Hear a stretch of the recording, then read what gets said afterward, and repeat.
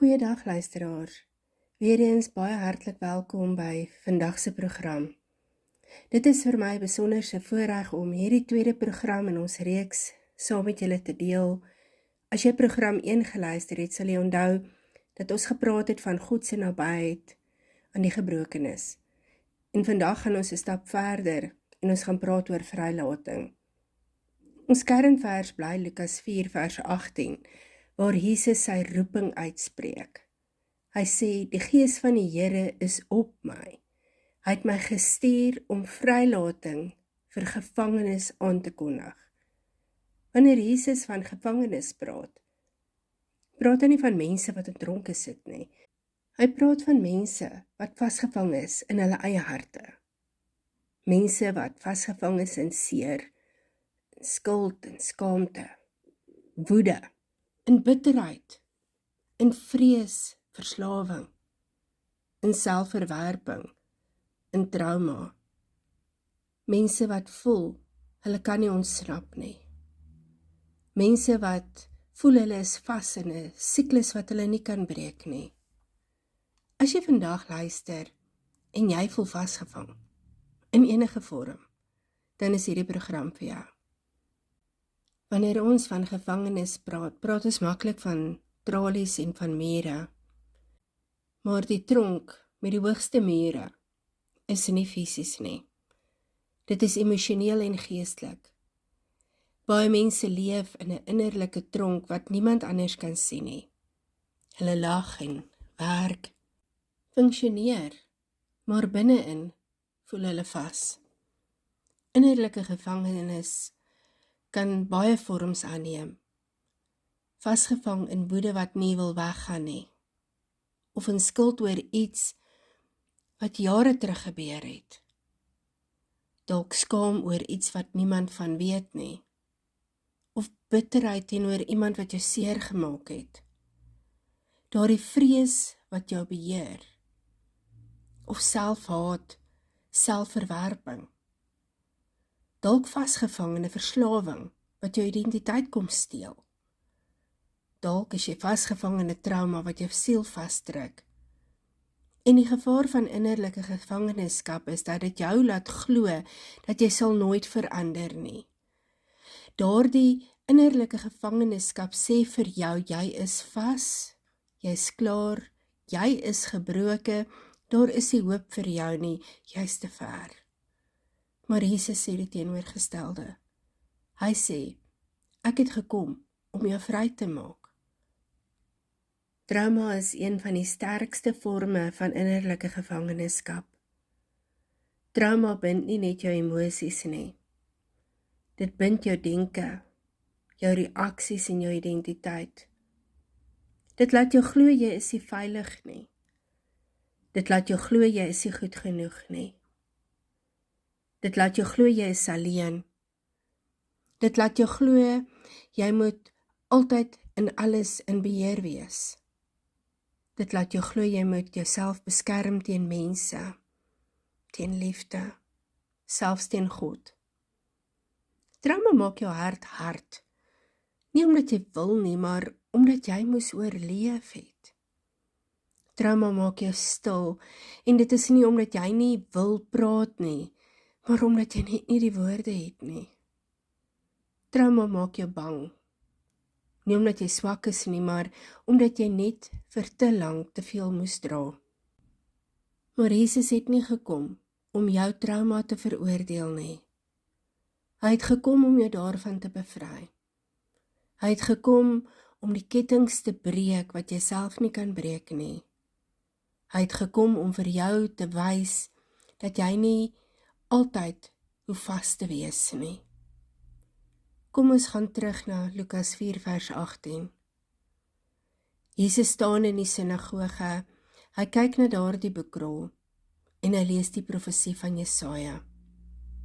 Die Gees van die Here is op my.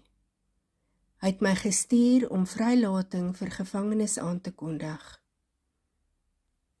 En hierdie woorde kan vir ons mooi klink, dit kan vir ons poëties klink. Maar hierdie is nie net 'n simboliese gedagte nie. Dis 'n verklaring van oorlog teen alles wat jou vasbind. Dit is Jesus wat sê, ek het nie net gekom om vir jou te troos nie, ek het gekom om jou los te maak. Hy het gekom om daai kettinge af te breek. Hy het gekom om jou uit jou innerlike tronk te lei. Hy het gekom om jou te laat leef. En wanneer Jesus jou vrymaak, doen hy dit volledig. Nie halfpad nie, nie tydelik of oppervlakkig nie. Diep, werklik, permanent. Kom ons staan 'n oomblik stil by 'n paar mense wat Jesus vrygemaak het. Ons kyk na die man wat deur demone vasgehou was in Markus 5. Hierdie man was vasgevang in duisternis wat niemand kon verstaan het nie. Hy het in grafte gewoon. Hy het homself beseer, hy was alleen, verwerp, gevrees. Niemand kon hom vasbind nie, maar hy was vasgebind deur iets veel dieper as kettinge. En dan kom Jesus. Nie bang nie, nie afkerend of veroordelend nie. Jesus stap direk na hom toe, praat met hom. Jesus sien die mens en nie die chaos nie. En in een oomblik val die kettinge. En die man staan daar, geklee, nugter, heel. Wat beteken dit vir jou? Dit beteken vir jou dat daar is geen duisternis in jou wat Jesus nie kan binnestap nie. Daar is geen chaos in jou wat hom kan afskrik nie. Daar is geen binding in jou wat vir hom te sterk is nie. Ons gaan kyk na die vrou wat vir 12 jaar aan bloedvloeiing gelei het in Markus 5. Sy was vasgevang in skaamte, in isolasie, vasgevang in 'n liggaam wat nie wou genees nie, vasgevang in 'n kultuur wat haar onrein verklaar het. Sy het alles probeer, al haar geld spandeer. Sy het al haar hoop verloor, maar toe raak sy Jesus aan. En nie eers Jesus se hand nie, net die soem van sy kleed. En onmiddellik breek die kettinge van skaamte. Onmiddellik is sy gesond. En onmiddellik word sy raak gesien. Jesus draai om en sê, dogter. Dis die eerste keer in die evangelies dat hy iemand so noem. Wat beteken dit vir jou? Dit beteken vir jou dat Jesus bevry jou nie net van jou pyn nie. Hy kom ook en hy herstel jou identiteit. Hy noem jou dogter, seun. Hy noem jou syne. Ons kan gaan kyk na die vrou wat in oorspel gevang is in Johannes 8. Sy was vasgevang in skuld. Vasgevang in 'n oomblik van swakheid. Vasgevang in die oordeel van mense. Vasgevang in die vrees van doodstraf. Maar Jesus kyk na haar en sê, ek veroordeel jou ook nie. Gaan en sondig nie meer nie. Hy bevry haar van haar skuld. Hy bevry haar van haar skaamte. Hy bevry haar van die oordeel en van haar verlede. En vandag kan jy weet, daar is geen sonde in jou lewe wat Jesus nie kan vergewe nie. Geen foute wat hy nie kan herstel nie. En geen verlede wat hy nie kan herskryf nie. Wanneer Jesus bevry, sien ons die heeltyd hier dieselfde patroon. Eerstens kom hy naby. Hy wag nie vir jou om hom te vind nie. Hy kom en hy kom vind jou. Hy raak aan. Nie net jou omstandighede nie, maar jou hart. En dan spreek hy waarheid. Nie oordeel nie, maar 'n waarheid wat vrymaak. Hy breek daai kettinge, nie net simbolies nie, maar werklik. En dan lê hy jou uit die tronk uit, met die woorde staan op, kom uit, jy is vry. En hy sê dit vandag vir jou. Hy sê dit vir jou vrees, kom uit, vir jou skaamte, vir jou skuld, jou bitterheid, trauma.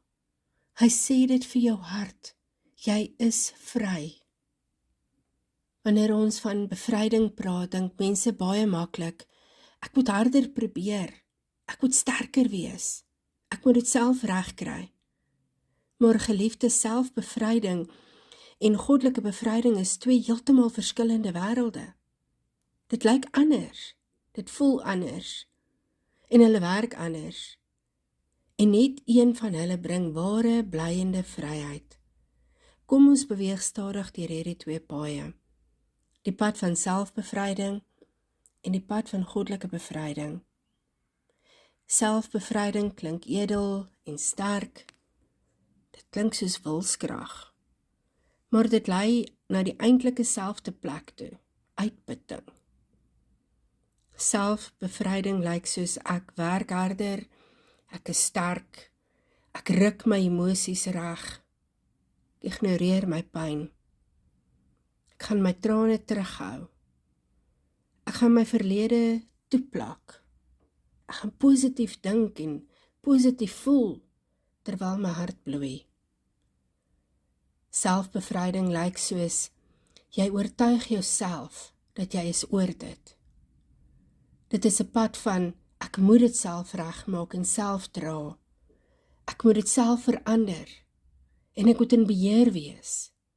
Maar hierdie pad het een baie groot probleem. Dit begin by jou krag. En jou krag raak op. Selfbevryding hou net vir 'n rukkie. Dit gee jou net genoeg asem om weer te sink. Dit gee jou net genoeg moed om weer te val. Dit gee jou net genoeg glimlag voordat jy weer breek. Selfbevryding is soos om jou eie kettinge te probeer oopsluit met 'n sleutel wat nie pas nie. Jy draai en draai, maar die slot bly toe. Goddelike bevryding werk heeltemal anderster, want dit begin nie by jou nie, dit begin by God. Dit begin nie by jou eie krag nie, maar by oorgawe. Goddelike bevryding begin nie by jou prestasies nie, maar jou erkenning. Dit begin nie by jou eie pogings nie, maar by jou, Here, ek kan nie meer nie. Goddelike bevryding is nie passief nie. Dit is nie om op te gee nie. Dit beteken nie dat jy ophou veg nie, maar dit beteken dat jy ophou veg teen die verkeerde vyand, jouself. En om jou hart oop te maak vir die een wat werklik kan vrymaak. Goddelike bevryding lyk soos, Here, ek gee hierdie ding vir U. Ek kan dit nie dra nie. Here, ek is moeg. Ek is vas. Here, ek het U nodig. Dis 'n pad waar jy ophou om jou eie redder te probeer wees en toelaat dat Jesus jou redder is. Daar is 'n heilige geheim in die geestelike lewe. God werk die kragtigste wanneer ons die swakste en die sagste word. Wanneer jy ophou veg, kan God begin werk. Wanneer jy ophou probeer beheer, kan God begin om te genees. Wanneer jy ophou wegkruip, kan God begin bevry. Selfbevryding sê, ek sal dit self regmaak, terwyl goddelike bevryding sê, Here, kom maak my reg. Waar selfbevryding sê, ek moet sterk wees, sê goddelike bevryding, God se krag word in my swakheid volbring. Waar selfbevryding sê, ek moet dit vergeet, sê goddelike bevryding, ek sal dit genees. Ek hoef dit nie weg te druk nie, want God sê, bring dit vir my. Ek hoef nie daaroor te kom nie, want die Here sal my hierdeur dra. Goddelike bevryding is nie dramaties nie, dis nie altyd hierdie wow groot oomblikke nie. Dis nie altyd 'n skielike wonderwerk nie. Soms is dit 'n sagte fluistering van jy hoef nie meer bang te wees nie. Soms is daar net 'n klein skuif in jou hart wat sê ek kan laat gaan. En soms is dit net 'n traan wat jy so lank teruggehou het, wat nodig gehad het om gestort te word. Soms is dit 'n vrede wat jy nie kan verduidelik nie, 'n gewig wat skielik ligter voel. Soms is dit 'n ketting wat jy nie eers geweet het jy dra nie, wat net stilweg afval. Goddelike bevryding is nie altyd sigbaar nie, maar is baie werklik. God se bevryding is volhoudend. Dit hou nie net 'n rukkie nie, maar 'n leeftyd. Dit gee jou nie net 'n bietjie asem nie. Dit gee vir jou nuwe lewe. Dit gee vir jou nie net 'n bietjie hoop nie, dit gee vir jou 'n nuwe identiteit. Dit gee jou nie 'n bietjie krag nie. Goddelike bevryding gee vir jou die Heilige Gees binne jou. Luisteraar, jy hoef nie meer self te probeer nie.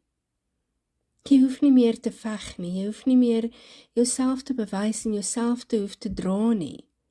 Jesus het nie gekom om jou te help om jouself te bevry nie. Hy het gekom om jou te bevry.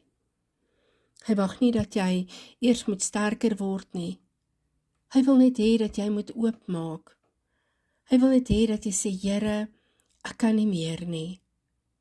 Want dit is die plek waar sy bevryding begin. Luisteraars, ek wil julle nooi om saam met my in te stap in 'n oomblik waar jy nie hoef te presteer nie. Nie hoef sterk te wees of te verduidelik nie. 'n Oomblik waar jy net kan wees en net asemhaal en net oopmaak. Kom ons beweeg deur die volgende paar stappe en ons vra vir die Here om vir jou vry te maak. Ons begin deur te erken dat jy vas is. Sit vir 'n oomblik stil en voel net jou eie hart klop en sê, Here, ek is vas. En hierdie is nie 'n skuldgevoel nie, dit is nie 'n mislukking nie. Dis net waarheid.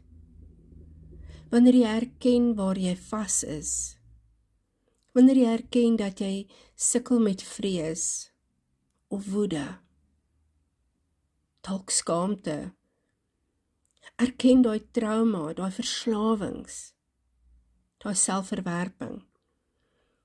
Wanneer jy dit erken, dan begin jy die deur oopmaak vir God om in te kom. Erkenning is nie swakheid nie. Erkenning is die sleutel wat die slot oopdraai.